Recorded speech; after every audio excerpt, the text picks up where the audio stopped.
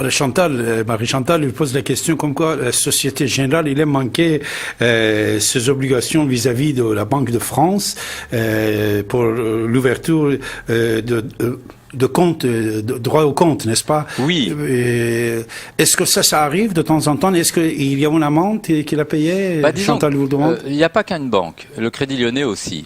L'une derrière l'autre, à 1 an de distance, ont toutes les deux été condamnées, je crois, à 2 millions d'euros d'amende, mais je voudrais pas me tromper, c'était une somme, mais qui n'est rien par rapport quand même aux gens. De quoi s'agissait-il? Ça monte, vous voyez, tout à l'heure, je parlais de déviance. Voilà des déviances. Vous avez des lois, on est des juristes, nous, à la FUB, des lois qui ont été votées. Nous, on est pas des républicains, mais quand même, et on a l'impression que c'est la loi de la jungle.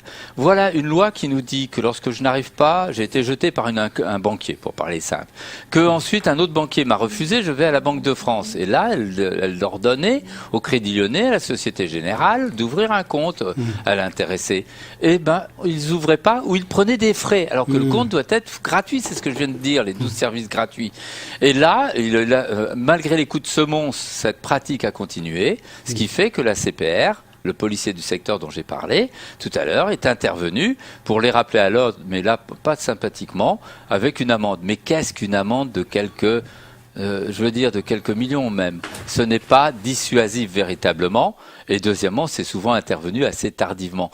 Donc on peut dire très bien de nous rappeler cette réalité, qu'il faut pas se leurrer. Le droit, je vous ai dit, c'est une sécurité de papier. Trop souvent, alors moi, il faut le dire aux consommateurs, quand vous êtes victime de quelque chose comme ça, c'est comme les frais de tenue de compte, il faut relever la tête. Quand vous dites non et que l'établissement ignore votre refus de formaliser, il faut pas se dire j'ai été l'objet d'un mauvais conseil ou on m'a encore envoyé au casse-pipe. Non, c'est que vous êtes face à quelqu'un qui est déviant, qui est un criminel, n'exagérons rien, mais qui est un délinquant, de la délinquance d'affaires, et il faut aller au-delà. Par exemple, sur les frais de tenue de compte, nous sommes en train d'organiser la riposte contre les 3 établissements dont j'ai parlé tout à l'heure. Mes chers amis, nous sommes avec M. Serge Maître, président de l'Association française des usagers des banques, FOB. Ce monsieur qui a travaillé pour vous depuis 30 ans et surtout le travail formidable. Oui, et puis il y a, si vous voulez, toute une logique de, vous voyez, le droit, tout le droit, rien que le droit, et vous le voyez au travers des exemples qu'on ne peut pas juste se contenter de dire tout le droit, rien que le droit, parce qu'on se rend compte que trop souvent on a affaire à un partenaire social, je dirais un partenaire parce qu'on peut l'appeler comme ça, le banquier, un co-contractant qui lui, trop souvent, fait fi du droit. Et c'est là où ça ne va pas, où les pouvoirs publics montent, et ça veut dire un ministre, c'est pas par hasard, mais Michel Sapin, par exemple, pour le moment, se montre inerte, complaisant, et je dirais presque complice. Il oublie que nous sommes les pauvres gens là en dessous. Et on rappellera quand même qu'en France, c'est une situation qui n'existe pas dans les autres pays. Prenez, Michel Sapin, au mois d'octobre, a décidé qu'on ne pourrait plus payer en espèces au-delà de 1 000 euros. Ouais, vraiment, voilà. Alors on se dit que vous et moi, on paye pas traditionnellement 1 000 euros, on les a pas. On va faire dans le simple. Ça nous concerne pas, mais c'est un droit fondamental de pouvoir payer. Alors on me dira, oui, mais c'est l'argent du terrorisme qu'il faut éviter, c'est la fraude fiscale. Attendez, vous avez 2 pays, le Royaume-Uni et l'Allemagne. Ils n'ont pas des règles limitatives comme ça. Et pourtant, ils passent pas pour être des paradis pour les terroristes, ils passent pas pour être des paradis pour les fraudeurs. Donc, nous sommes toujours dans un système très répressif. Et sans doute, ce côté répressif, qui n'est pas dictatorial, mais qui pourrait nous faire penser un peu à l'aspect régalien, eh bien, cet aspect répressif intoxique notre quotidien sans véritablement nous protéger. Et c'est là où ça pose problème. Nous sommes le samedi 30 avril, dans 5 minutes, ça va être le 1er avril. David Abbassi avec vous, avec Monsieur Serge Maître. J'ai le grand joie et le plaisir de le recevoir ce soir ici, dans notre studio. Et Patrick, bonsoir, comment vas-tu, Patrick? Allô, Patrick? Patrick, je crois qu'il est parti en laissant la question qu'il avait. Voilà, d'accord. Je crois que certaines personnes, ils ont peur de parler et ils laissent la question, mais c'est pas grave. En hiver, celle de Patrick. Vous avez parlé blanchissement de l'argent des banques sous prétexte comme quoi blanchissement de l'argent, il parle de plusieurs milliards. de dollars que les banques françaises étaient obligés de payer des amendes. Merci Patrick pour cette question. Ou peut-être c'était celle de Chantal. C'est peut-être Marie-Chantal il dit, plusieurs milliards de dollars, ils ont payé des amendes aux Américains, certaines banques françaises, sans passer devant la justice. Et pourquoi? Pour blanchissement de l'argent terroriste et des pays reconnus terroristes par la communauté européenne, comme l'Iran, comme le Soudan, et comme d'autres. Et de l'autre côté, il dit 1000 euros plus, vous pouvez pas le mettre. Vous savez, 12 milliards, c'est vrai, c'est 12 milliards de dollars, ils ont payé des amendes, monsieur Serge Met? Tout à fait, c'est la BNP, essentiellement. Hein, la BNP, dont le membre du conseil d'administration était l'ancien directeur général des impôts. Tiens, dame, on se dirait, ça se tient à la main, tous ces gens-là. Et qui devient, comme j'ai dit tout à l'heure, qui est devenu le gouverneur de la Banque de France. En fait, si vous voulez, j'ai dit tout à l'heure, ça m'énerve, et voilà un deuxième sujet qui m'énerve. Je vais vous dire pourquoi, c'est tout simple. Vous aviez en 2013-2014 un rapport du Sénat là-dessus. Et 600 pages, plus de 600 pages, avec des annexes de 500 pages, qui démontrent, qui a auditionné tous les dirigeants des banques, qui expliquait qu'ils faisaient de l'optimalisation fiscale. Vous et moi, on ne sait pas ce que ça veut dire. Il faut déjà payer pas mal d'impôts pour faire de l'optimalisation.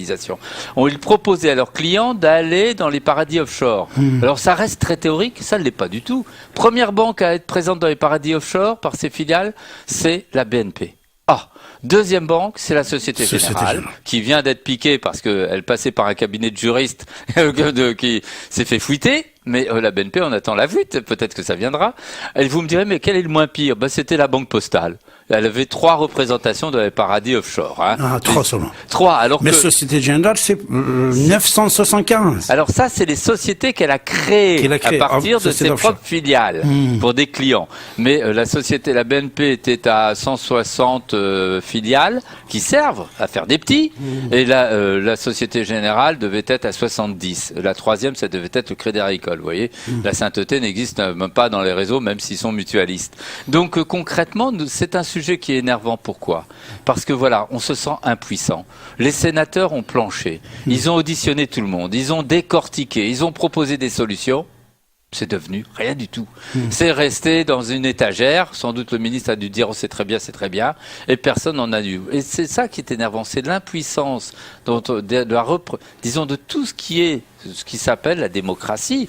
La loi fait partie de la démocratie, puisqu'elle dit où est le bien et le mal. Et là, les sénateurs ou les députés nous disent, nous font des rapports qui demandent beaucoup d'argent, beaucoup de mutualisation d'énergie, de monopolisation d'énergie, et ça n'a rien donné. Et notre ami qui dit, attendez, je comprends pas, d'un côté, on nous bloque. Pourtant, pour 8000 ou encore mes courants d'affaires vis-à-vis de l'Iran aujourd'hui sont bloqués comme si on n'avait pas eu d'accord international. Et de l'autre côté, on est en train de faire n'importe quoi. Apparemment, on se permet à peu près tout.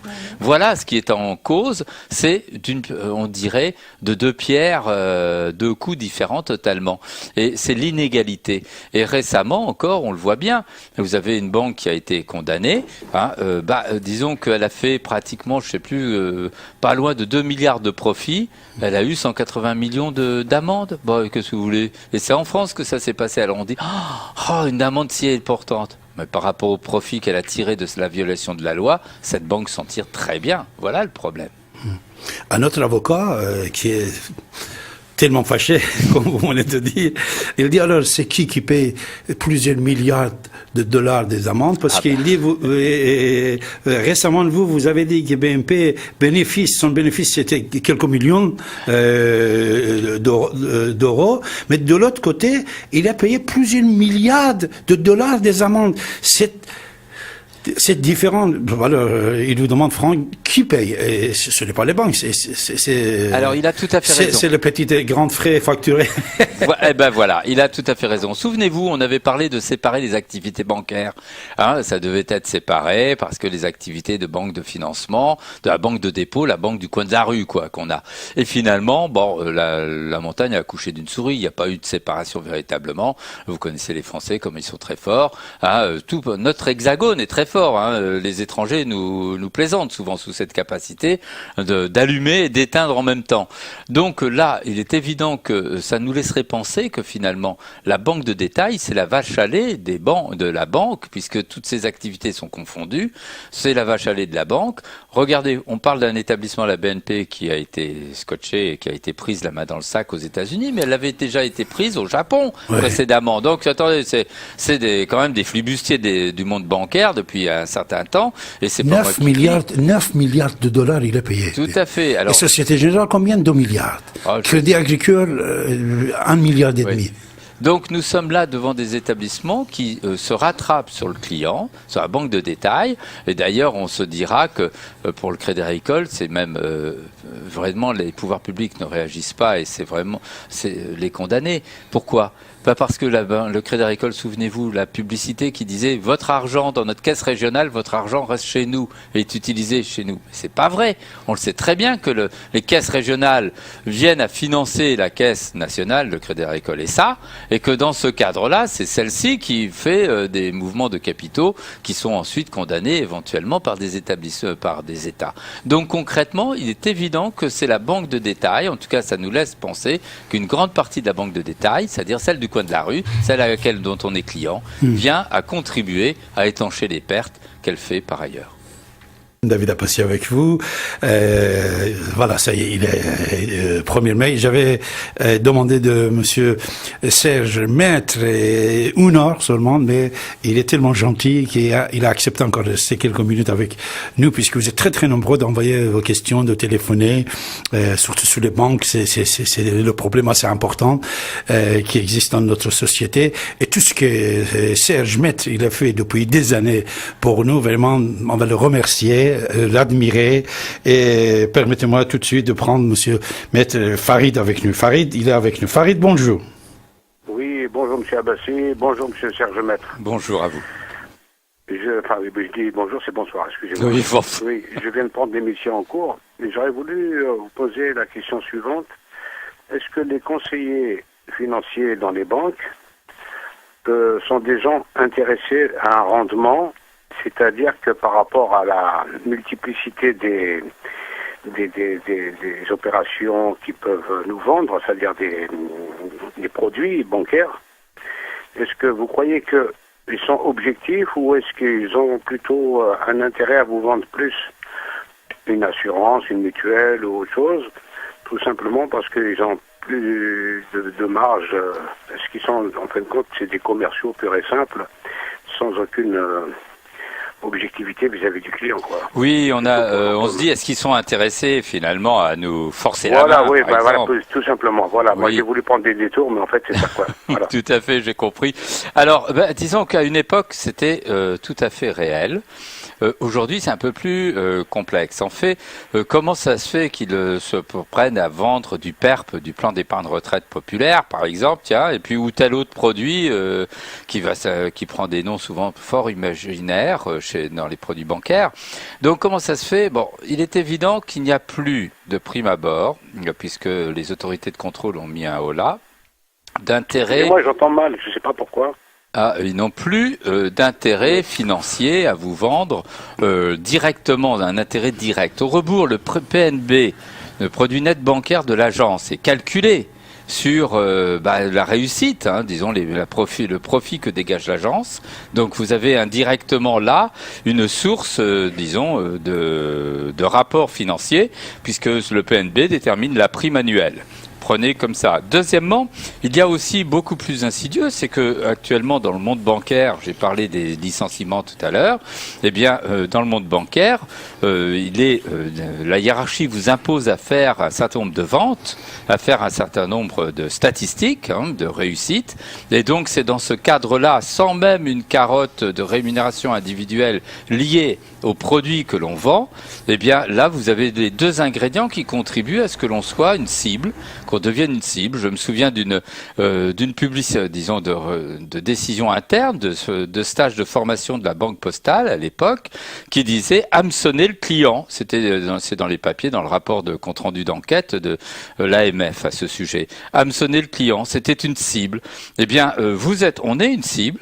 Et c'est là où quand même la loi est intervenue, hein, Farid. On peut être pessimiste, mais quand même la loi est intervenue. Et vous savez, je suis juriste, donc je me réfère à la loi.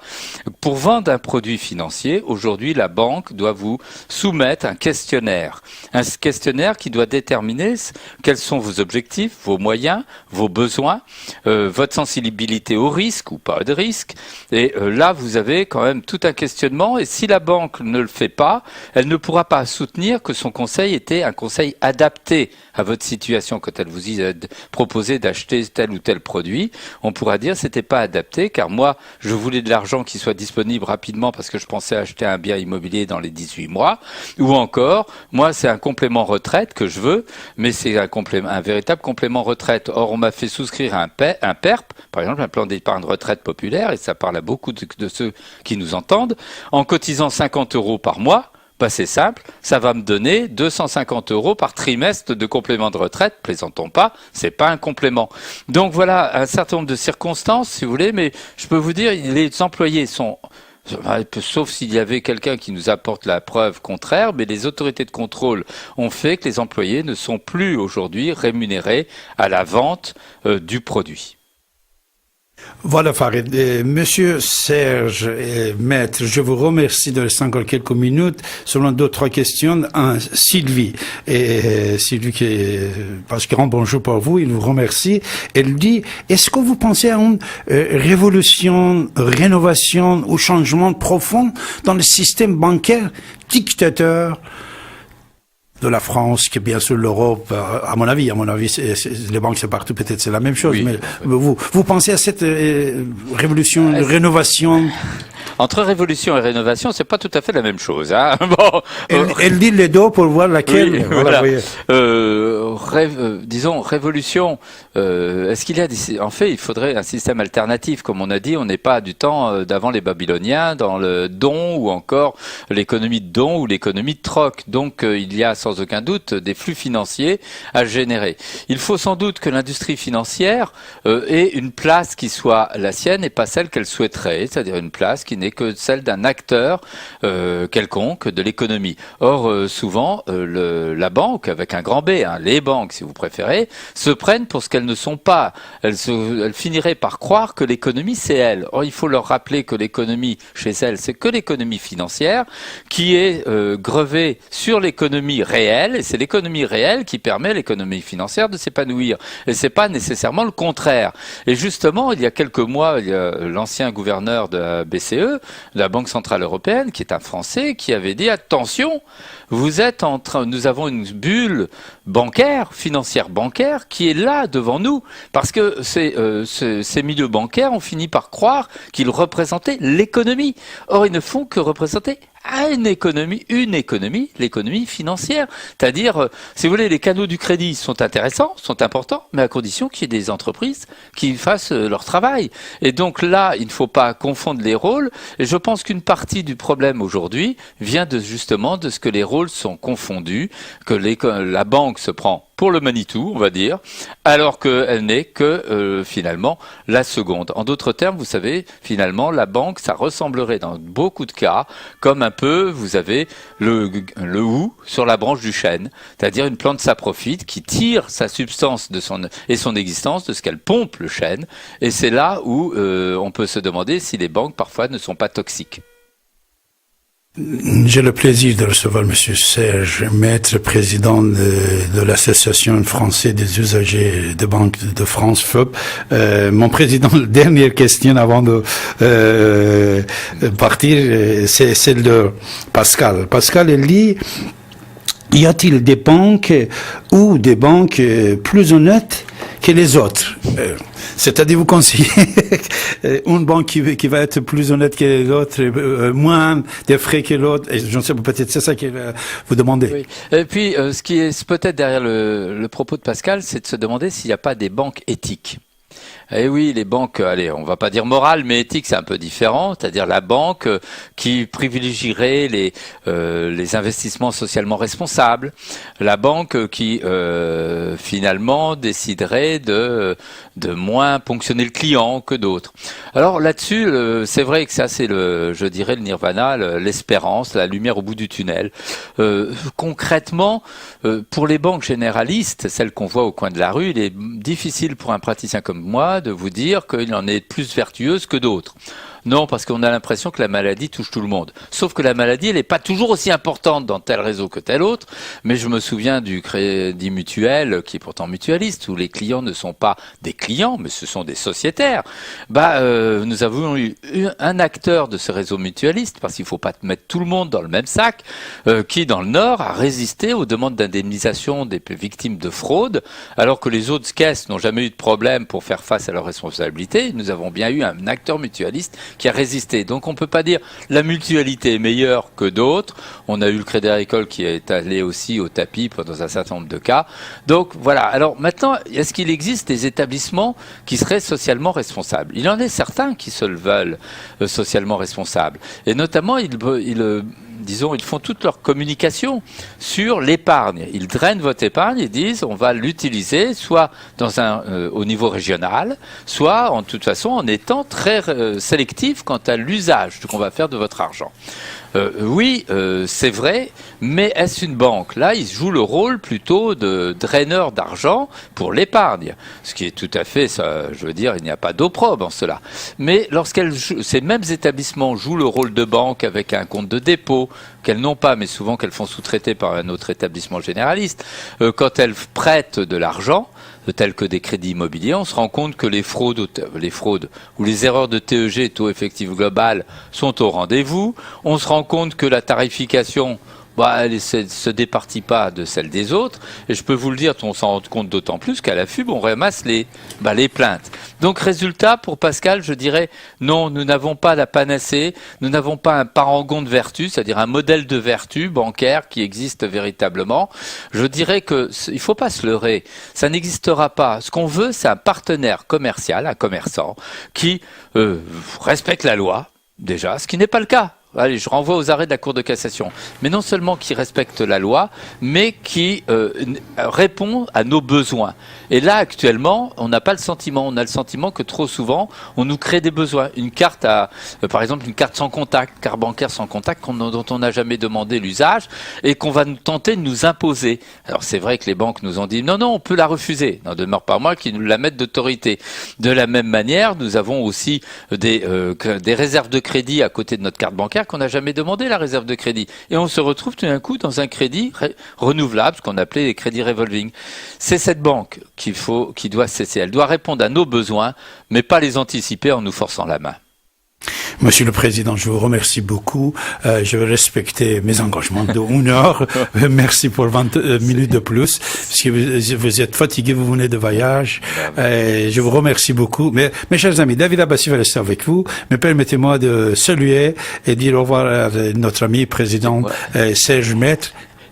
Et moi, je veux vous remercier de cette invitation, car ici et maintenant, il y avait une grande part dans ma mémoire, notamment sur les radios qu'on en appelait autrefois libres, et qui aujourd'hui sont banalisées dans le paysage du PAF, du paysage audiovisuel. Mais je devais vous dire que c'est un grand honneur d'avoir pu être invité et m'exprimer ainsi sur Ici Maintenant, qui pour moi défend des valeurs qui sont très très proches des valeurs morales pour lesquelles je suis engagé dans ces débats. Bravo, Monsieur le Président. Je vous remercie beaucoup. Je vous dis à très très bientôt, mon cher Monsieur Serge. Merci.